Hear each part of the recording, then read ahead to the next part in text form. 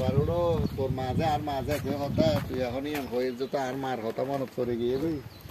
আর মারা তোর রান্না টানা খাদ্য তো প্রায় 5 মাস তো যাই হোক ঠিক আছে তো দেখাইছি না ওদিক দেখে গেলে তার এটা পাইলে হবে না ওই মহিলার দরজাটা খুলতো গেটটা খুললে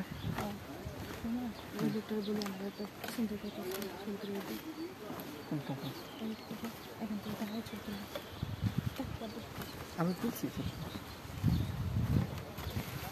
গেছে